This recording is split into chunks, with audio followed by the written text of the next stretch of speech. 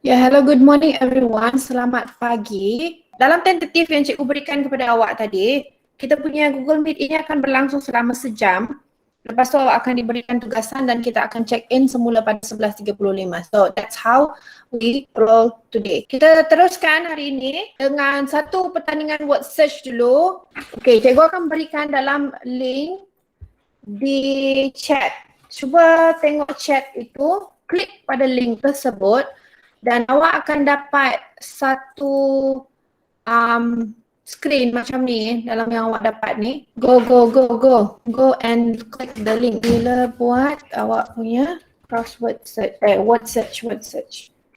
Alright, ramai dah yang siap. So come back to the meet kalau dah selesai. Dan penting bagi screenshot itu dan hantar. Okay, sebab itu adalah bukti yang awak dah siapkan.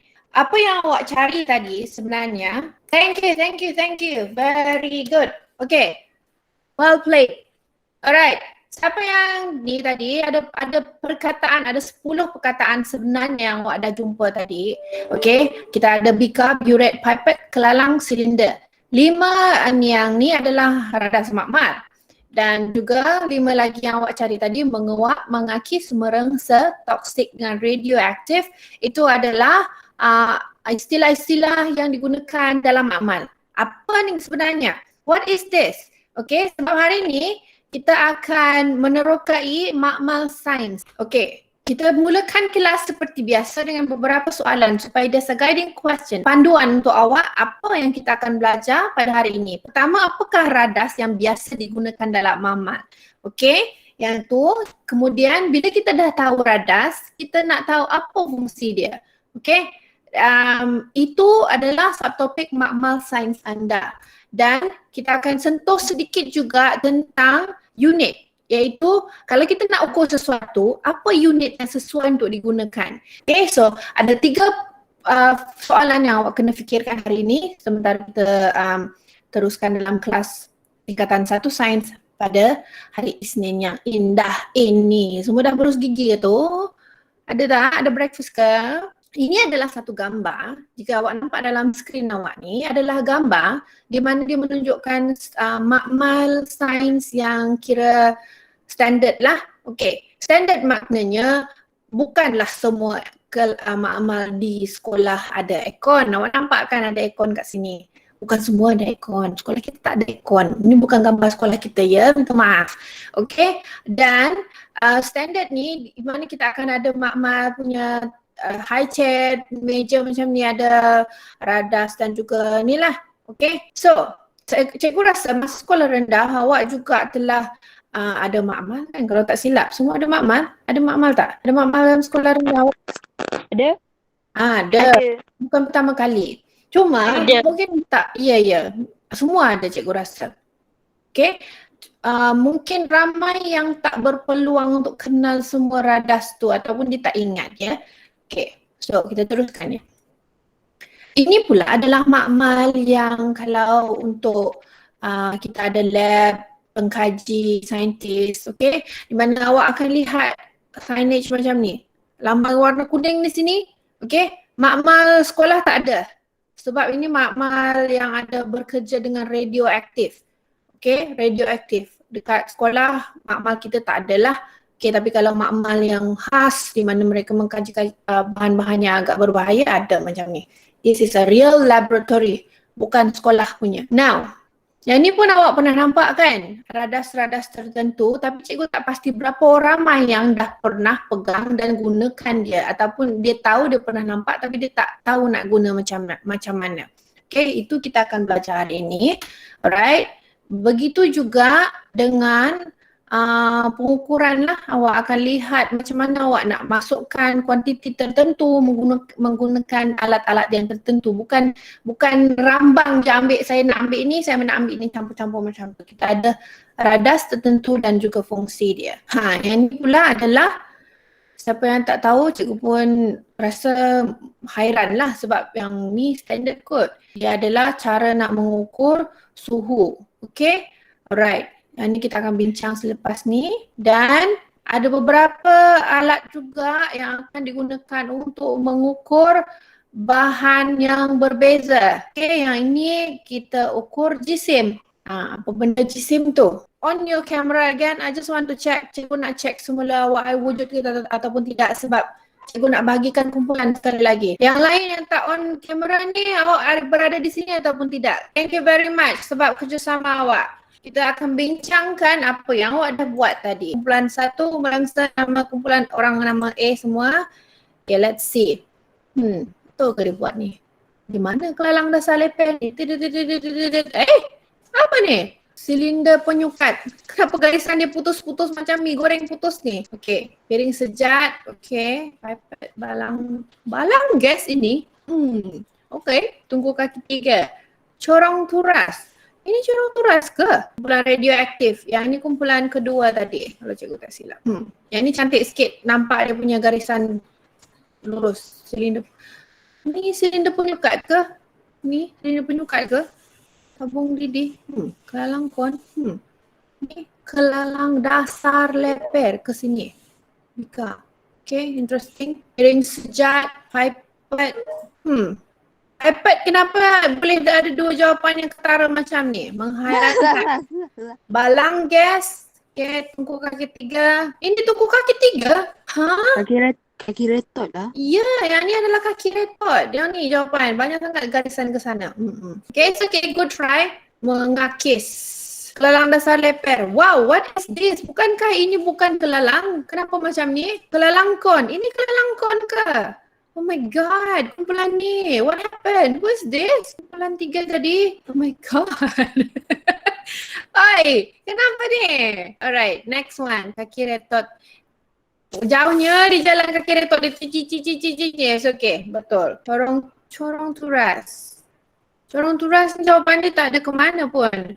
Kenapa tungku kaki 3 ke sini? Yang ke bioret. Wow. Amazing lah kumpulan ni. Cikgu takut dengan awak lah. Toxic. Kumpulan toxic. Tabung uji, yes. Kelalang dasar lepe. Tabung di kelalang kon. Bika. Ni nampak sikit lah jawapan dia. Okay, this is quite good. Piring sejat, pipet, balang gas, corong turas. Wow, corong turas dia berapi. Menakutkan. Seterusnya kumpulan mudah terbakar. Ini kumpulan yang last. Ini kelalang dasar lepe, okay. Tabung uji. Kenapa silinder penyukat berhubung dengan bikar ni? Kenapa bikar berhubung dengan silinder penyukat? Kenapa ni? Gila. Oh, wow. Piring sejat, kaki nampak korang punya ni macam ni, cikgu risaulah. Cikgu sama ada awak tak pernah nampak ataupun memang tak pernah masuk makmal. Okay. Alright. Nonetheless, still a good job, good effort. Yang memang jawapan dia betul, cikgu nampak tu very good. Tapi kalau secara keseluruhan ni macam pipet dengan buret memang awak akan confused. Ada lagi silinder penyukat tu pun awak akan confused. But it's okay, hari ni kita baru belajar. Siapa yang dah dapat jawapan dia betul berdasarkan nama tu is very good. Tadi awak dah padankan nama dengan gambar dia. So sekarang cikgu akan bagi clue, lepas tu awak akan bagi tahu siapa radas itu, apakah radas tersebut. Rupa saya adalah berbentuk seperti jari. Jari, macam jari, diperbuat daripada kaca. Okay, dan hanya digunakan untuk isi bahan kimia dalam kuantiti yang kecil. Siapa saya? Okay, good. Itu adalah tabung uji. Okay, ingat tabung uji dengan tabung didih rupa dia sama. Tapi tabung didih dia gemuk sikit. Okay, tabung uji dia kurus. Jadi bila awak berada dalam makmal nanti cikgu bagi tahu ini tabung didih, ini tabung uji. Ambil tabung uji, kalau awak ambil tabung didih, salah lah tu. Okay, rupa saya macam gelas. Tapi di hujung gelas tersebut, pada bahagian atas, dia ada muncung kecil untuk macam mulut itik. Siapa saya? Bika. Betul, bikar. Okay, dia macam gelas tapi bahagian atas dia tu ada macam muncung itik sikit. Bika ni dia ada pelbagai saiz. Okay, ada yang isi untuk kuantiti yang besar dan banyak. Yang penting paling kecil bika pun di dalam 100 ml lah. Dan saya panjang macam tabung uji. Tapi di hujung badan saya ada pipe kecil. Pipet. Apa? Burek. Jawapan yang Ipet. betul adalah Burek. yes, burette. Perbezaan burette dengan pipette adalah pipette dia tak ada pipe. Ingat, pipette dia tak ada pipe. Burette, hujung dia ada pipe. Itu beza dia. Alright, rupa saya seperti kon dan awak tak boleh makan aiskrim guna saya. Saya bertugas untuk memisahkan mendapan dengan cecair. Rupa saya macam aiskrim kon, pilih runcing pada bahagian hujung. Corong tuas. Yes. Macam awak dekat rumah, dekat dapur, kalau mak awak nak tapis sesuatu, dia guna penapis kan? Kalau dekat mama, kita guna corong turas yang diletakkan dengan kertas turas. Saya boleh bagi tahu cikgu apa nama benda ni? Benda dia Jepun. Dawai. Dawai apa? Dawai. Kasa dawai. Kasar dawai. Yes, kasa dawai. Saya digunakan untuk Pembakaran. mengalas tungku kaki tiga tu bila awak nak alaskan bila semasa pemanasan. Rupa saya sangat kurus dan saya diperbuat daripada besi. Okey? Rupa saya sangat kurus, saya diperbuat daripada besi. Tugas saya hanya untuk membantu Termometer. memegang peralatan dalam makmal. Saya diperbuat daripada besi, badan saya sangat kurus dan saya memegang radas dalam makmal. Apa jawapan dia? Kaki retot. Yes, very Kaki good. retot. Kaki retot. Kita akan gunakan kaki retot dalam kebanyakan eksperimen-eksperimen yang kita lakukan nanti. Badan saya juga panjang, diperbuat daripada kaca. Di hujung badan saya juga ada muncung seperti itik. Okey?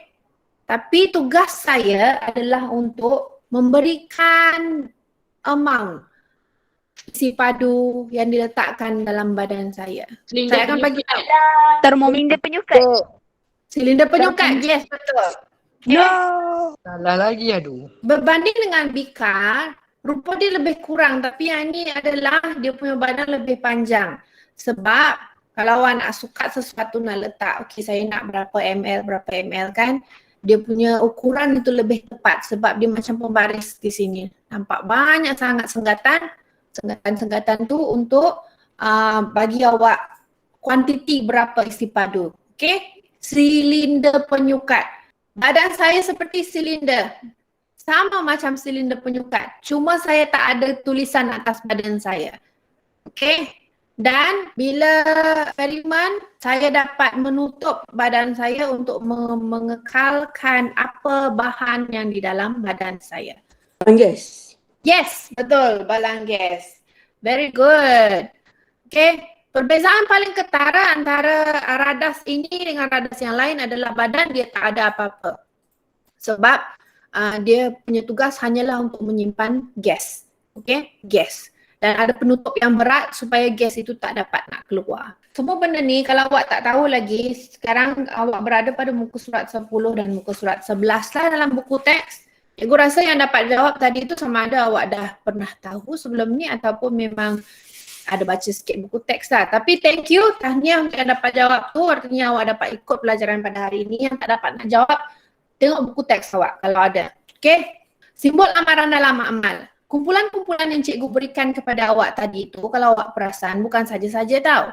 Okay, sebab cikgu dah berikan kumpulan 1 tadi, kumpulan berengsa, kumpulan 2 radioaktif, kumpulan 3 ada yang mengakis, kumpulan 4 toksik, kumpulan 5 mudah terbakar. Siapa boleh bagi tahu cikgu gambar yang ada tengkorak ni maksud dia simbol amaran apa? Toksik atau beracun. Betul. Okey, dia bahan beracun ataupun toksik. Tadi kumpulan 4 dia punya simbol ni lah kumpulan toksik. Dia pula Mudah terbakar. yes, Mudah ada terbakar. nampak. Mudah Yes, terbakar. very good. Good. Ada api memang awak confirm tahu buat bahan mudah terbakar lah. Apa contoh mudah terbakar ni? Saya boleh bagi tahu. Minyak petrol. Alkohol. Yes, 2 benda yang paling bahaya cikgu mak ingatkan awak di sini sebelum kita mula masuk makmal adalah alkohol dan juga bahan yang berminyak.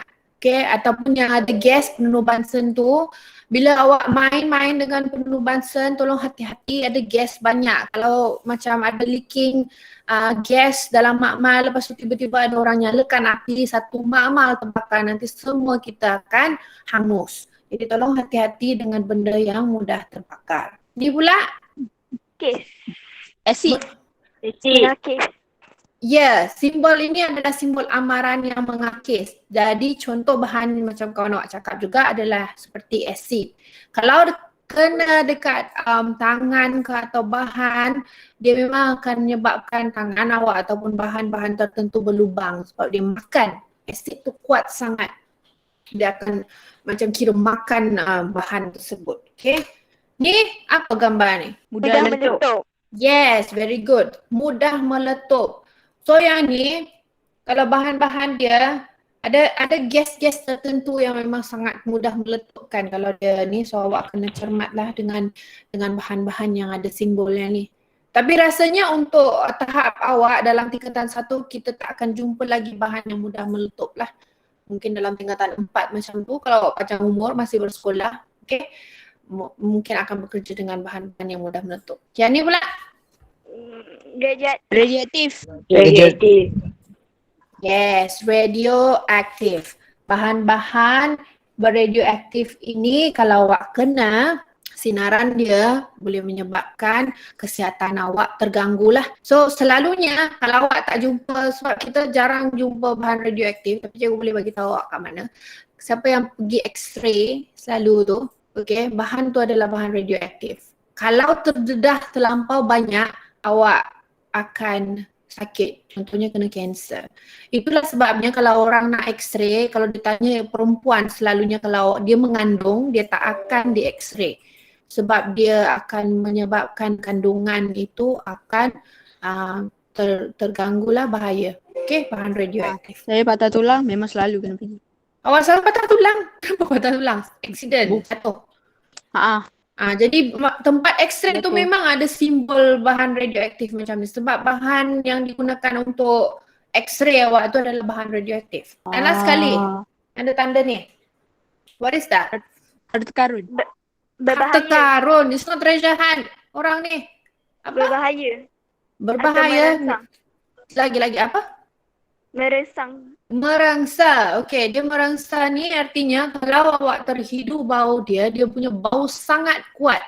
Okey, sangat kuat sehingga menyebabkan mungkin awak akan pening. Contoh bahan-bahan yang macam ni adalah awak pernah nampak kan kalau ada drama ke movie kat TV kan, ada orang selalu letak macam ubat ataupun cair tu letak dekat kain ke tisu kan, lepas dia tutup mulut orang, lepas tu dia bagi pengsan kan. Itu bahan yang merangsa. Itu bahan yang merangsa. Apa nama benda tu? Nama dia adalah kloroform. So kita dah tahu simbol. Ada masalah ni. Ni siapa yang tak tahu nak cari mana dalam muka surat 12 buku teks ada. Semua masih di sini? Okey. Ada. Apa yang akan berlaku sekarang adalah kita tengok pula ada beberapa benda yang akan digunakan untuk kita ukur. Siapa boleh bagi tahu cikgu kalau ada ping-pong table macam ni, macam mana kita nak ukur, nak tahu berapa tinggi seperti yang diletakkan sini. Kita nak adjust dia mesti ikut 76 cm, lebar dia mesti macam ni. Kita guna apa? Siapa boleh bagi tahu?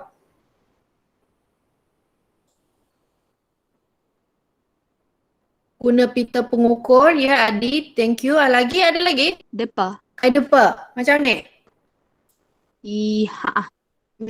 Ada kawan kata guna pita pengukur, ada yang kata guna depa. Depakan tangan awak, nak tengok macam ni atas bawah. Pembaris, yes. Lagi?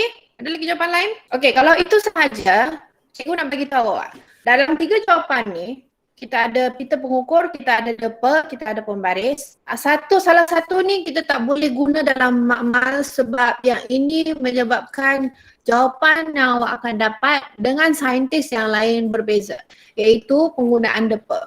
Okey, bagus juga cara tu, cuma kita ada sistem yang diterima di seluruh dunia di mana dia akan gunakan sistem yang sama. So kalau tangan awak macam ni panjang, saintis yang lain mungkin tangan dia tak berapa nak panjang ataupun terlampau panjang. Jadi Kalau dia ukur, mungkin dia bagi tahu yang ini 1,5 depa. Paling sesuai ialah kita gunakan satu alat pengukuran yang standard. Kita akan gunakan kita pengukur ataupun pembaris lah.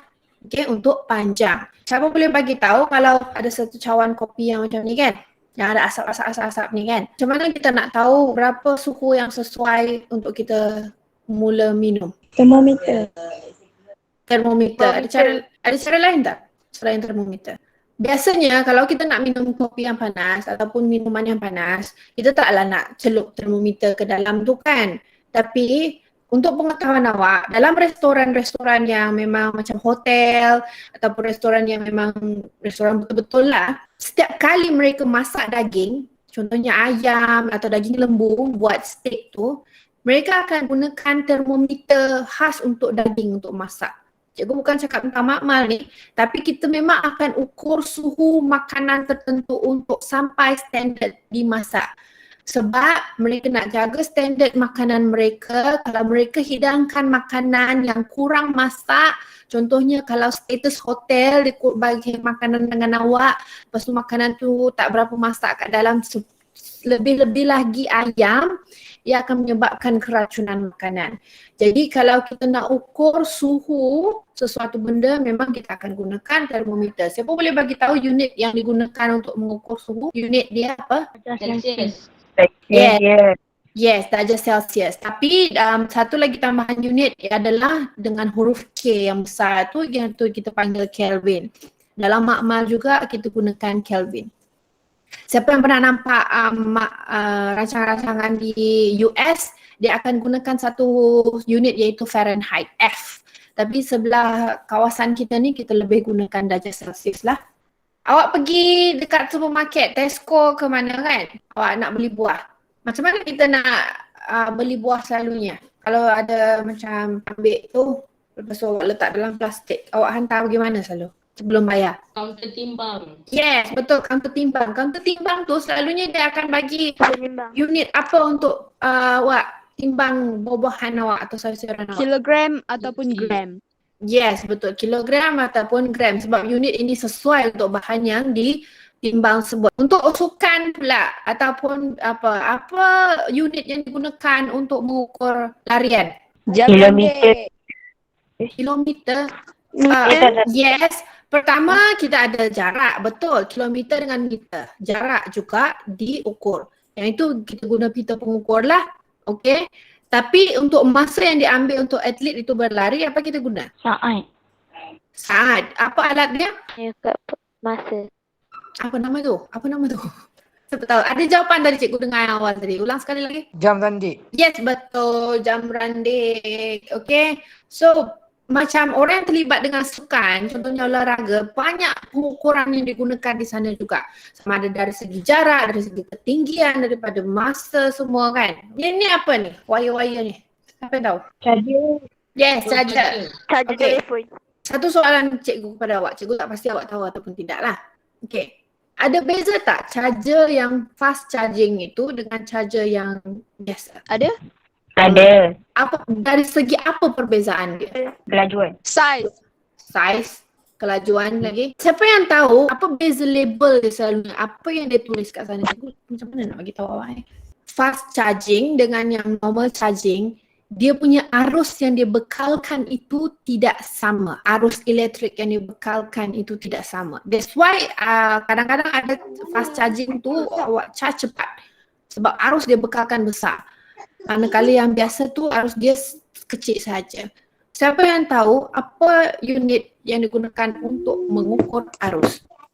Cuba tengok dalam muka surat 15 kalau awak nak tengok. Ammeter. Itu alat. Dia punya unit. Alat dia ammeter. Unit dia apa? Dia start dengan yes. Awak tak tahu sebut ke? Ampere. Ampere. Yes, ampere bukan ampere. Okay, itu adalah arus. So next time orang tanya apa perbezaan charger yang fast charging dengan yang biasa, itu perbezaan daripada ukuran ampere dia, arus yang bekalkan. Okay, boleh faham? Dan dia akan mempengaruhi voltan dan seterusnya. Itu awak akan belajar lagi lah. Tapi arus elektrik diukur dengan unit ampere. Dengar ni, jangan tanya mana nak buat lagi. Ambil buku NOTA, nota. untuk buat peta writing yang menerangkan radas dan fungsi radas makmal tadi. Faham tak? Di tengah tu awak buat bulatan tulis radas makmal. Okey, lepas tu cabang dia nanti satu nama radas, lepas tu awak letak fungsi dia. Boleh? Tengah tu radas makmal, cabang dia semua radas makmal yang ada.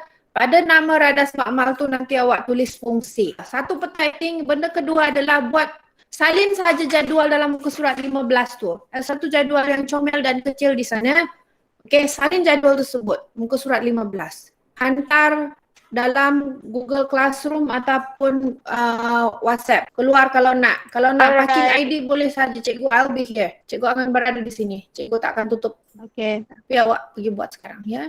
Selamat kembali kepada kelas sains 1 cekal dan 1 gigi. Cikgu ada dapat beberapa tugasan dah sampai. Nota, ada 2 benda yang cikgu minta awak buat tadi, iaitu pertama peta writing untuk radas dan juga fungsi radas tersebut, dan juga yang kedua adalah jadual yang awak kena salin daripada muka surat 15. Okey, untuk Saya dah buat. yes, good. Cikgu dah terima beberapa yang ni, cikgu tak nak bagi tahulah, kalau awak kenal siapa punya, kenal lah. Okey, ini adalah 2 contoh yang rakan awak dah hantar kepada cikgu tadi. Tengok dia punya style lebih kurang untuk peta buih tu. Okey, very good. But ada satu benda yang kurang di sini, iaitu awak dah berikan cikgu, tapi yang penting untuk ditambah di sini adalah fungsi dia. So ingat, yang lain, okay, siapa yang hantar pertama kali dengan cikgu tadi, dia dah baiki sebenarnya. Adam Zarif sebenarnya dah tambah tadi dia punya, yang ni contoh Adam Zarif, very good, di antara awal hantar tadi, bagus. Okay, Saya yang ada tambah. Ya, betul. Cikgu dah nampak awak dah tambah. Okey. Kalau awak dah tambah yang tu, dah tambah fungsi, artinya dah lengkap tugasan awak pada hari ini. Ya. So hari ini apa yang awak dah belajar sebenarnya adalah awak dah kenal apa radas dan makmal dan fungsi-fungsinya. Banyak sebenarnya awak dah tulis. Kalau awak dah buat nota tu, peta writing, nama dengan fungsi dia awak dah kenal. Okey, kita dah bincang tadi. Okay, dan yang kedua, kita dah tahu ada beberapa unit SI yang betul untuk kita gunakan semasa pengukuran dalam aktiviti sains ya. Sebagai penutup aktiviti kita pada hari ini, cikgu berikan awak Google Form untuk awak isi sebagai kehadiran awak.